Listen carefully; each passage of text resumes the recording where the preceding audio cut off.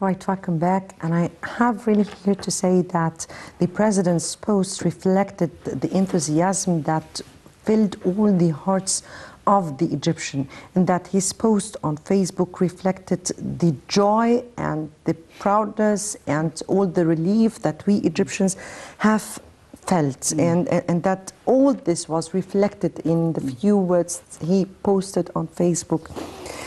Let me here just clarify something so that people would understand what we are speaking about. The Panamanian company itself, or the owner, is Ever Given. Yes. The ship itself is Evergreen. We don't need Evergreen anymore, please. Anyway, returning back to what we were speaking about, and let me here take the refloating of the Panamanian container, and how or what assistance did we receive, or did we receive assistance at all? How many countries offered to contribute? What was the Egyptian response, and how and why was that they weren't able to carry out with their contribution as they wanted, respectively, of course? Well, there is a Dutch company that offered in the first hours of the crisis its help. We didn't refuse to listen to their offer. Egypt has strong relations with every country, especially the EU. They came with their experts, not really the machines, because they had to make the assessment. When they arrived, Egyptians were already working on the ground with our own machines. So they made their assessments, and one of the assessments, I don't think it's made by the Dutch, but the experts outside of Egypt said, well, it would be resolved in mid-April. If they didn't bring their equipments already, that it means that they came to assess the situation in order to start the work process when we already have finished it. Yeah. So first of all, that doesn't mean that Egypt is open for every opinion. We didn't say no. If you could help, you're welcome. But we were doing our job. We didn't wait and ask for more assistance.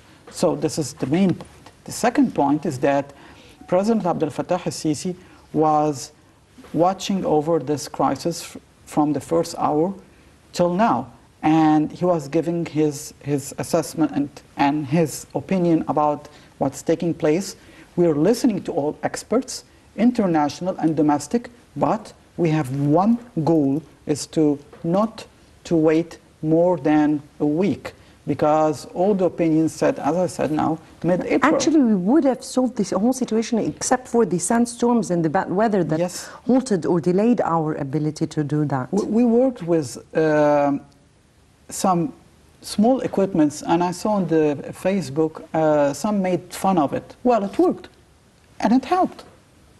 We did a great job with these equipment. The problem is not the equipment, the problem is the mindset. We have people who could work and know how to do their best in these crises.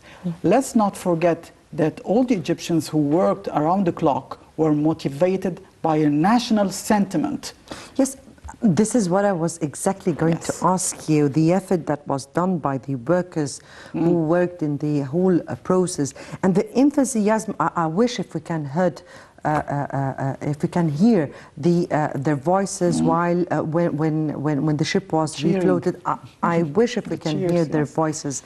And then, but anyway, the efforts that were exerted by those workers, and the sum of work that was made in those days, how do you view that, and how does this reflect the will of the Egyptian people? It shows that these people love their country. They felt that their own president and the leadership is working hand in hand with them. And I repeat what President Sisi said once at the beginning when we started the project of the Suez Canal.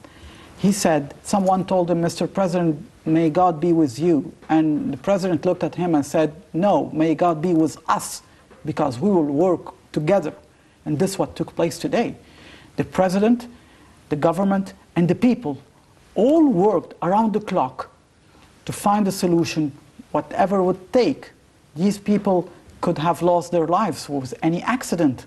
They didn't care about it. They said, we will just do our best. Look at the cargo, the Evergreen. It's safe, no pollution, no even a scratch.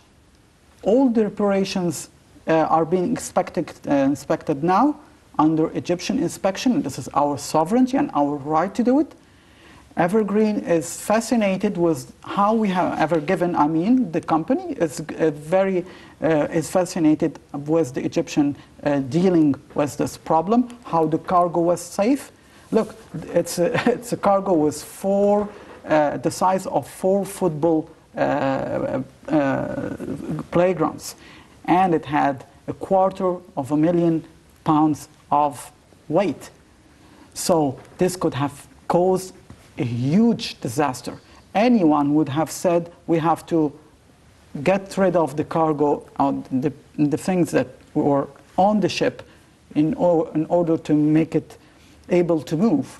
We have gone to the difficult solution, which is no, we will risk our lives, we will risk everything in order that the Evergreen will get out safe.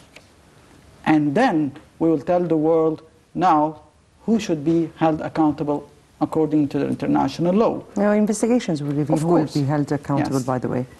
Let me take here your reading to how the Egyptian felt. I mean, you have followed up how people reflected all through the social media, all yes. through in the streets even, and people have felt enormous relief towards the issue. So, from your point of view, why was that issue very important for Egyptians?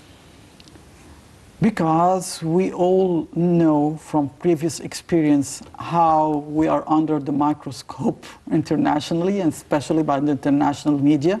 Whatever happens in Egypt echoes everywhere, and if it's a tiny incident, it's a huge incident. So when it happens in the Suez Canal, you can imagine how we will hear some intervention from outside critics.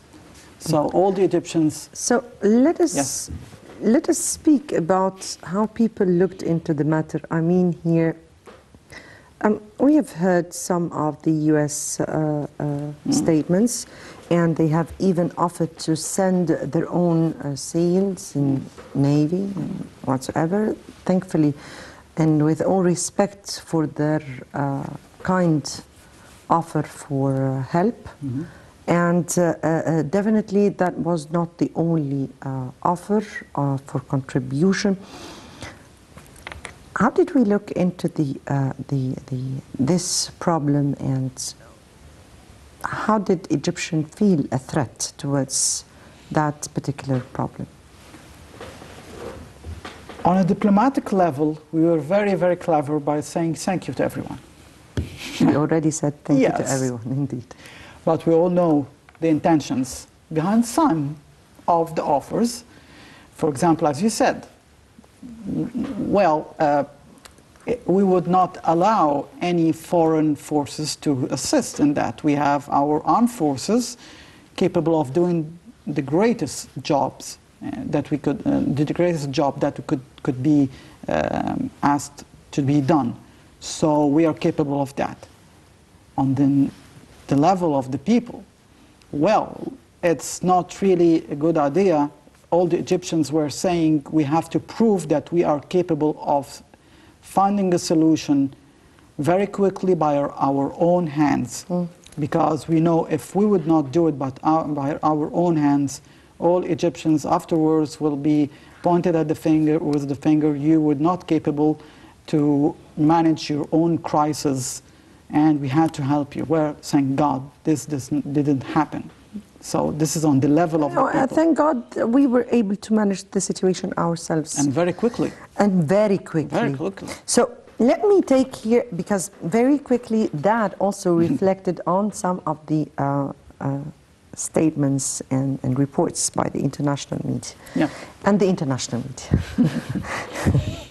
And of course, definitely you have followed the international media and the reflection or how they reported on the incident. Just let me take here your reading. Well, I read all the international reports. They were amazing. Some of them, as I said, mid-April, we will be probably capable of moving the ship mid-April.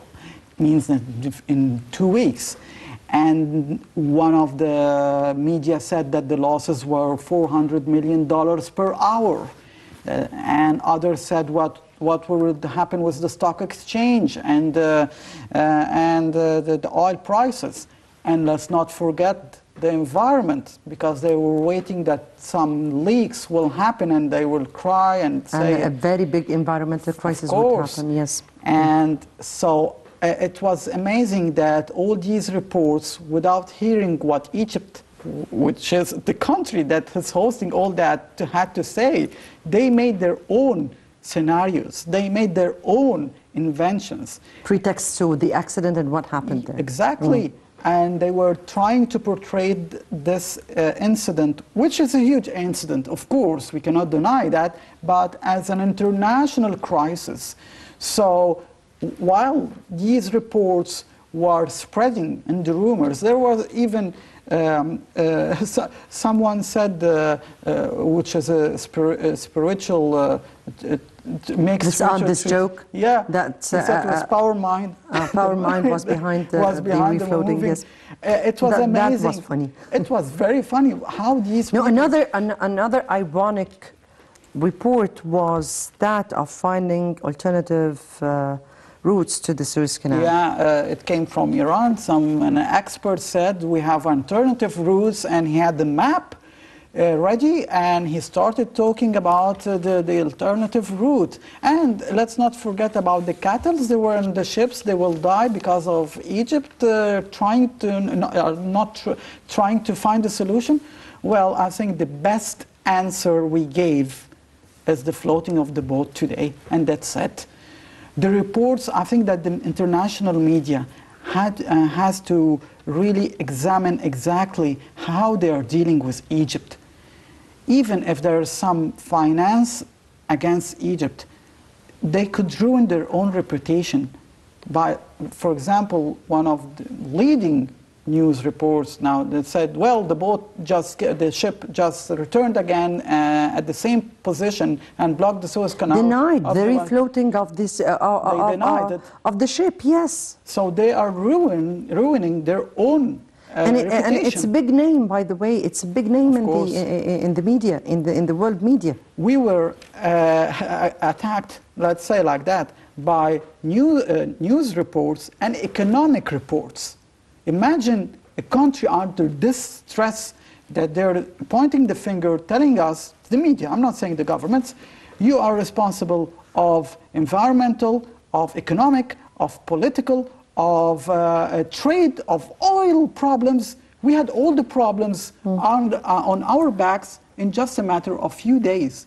I think if this problem happened in other countries, it wouldn't be like that. Let me take here.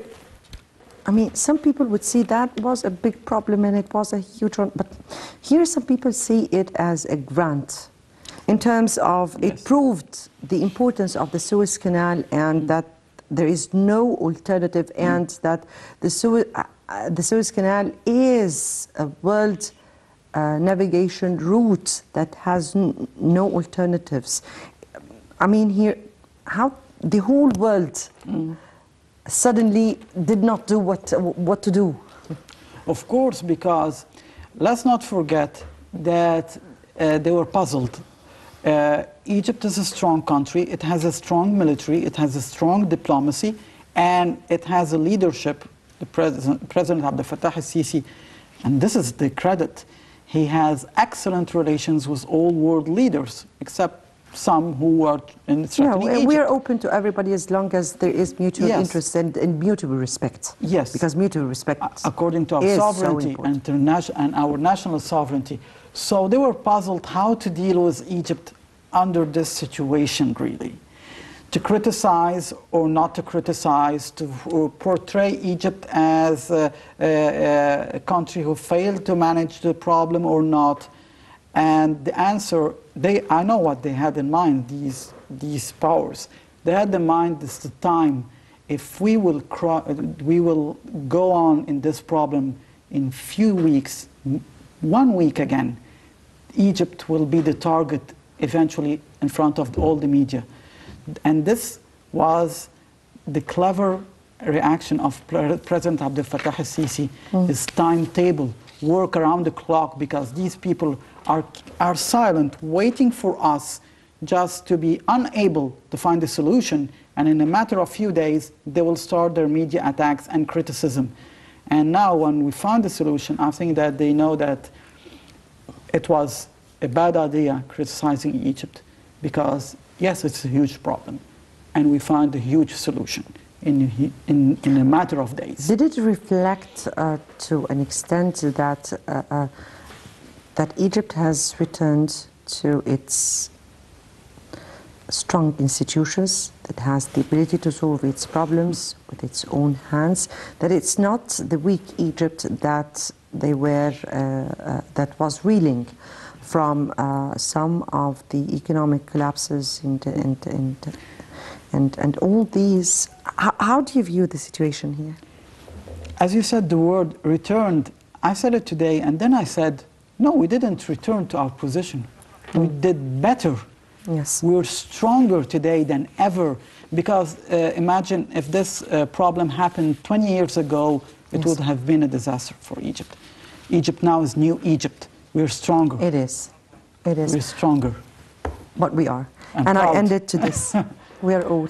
Yeah. Dr. Cherif Amir, Professor of International Relations, thank you so much for being with us tonight. As we are giving this very long special... Live Egypt. Long live Egypt. Indeed.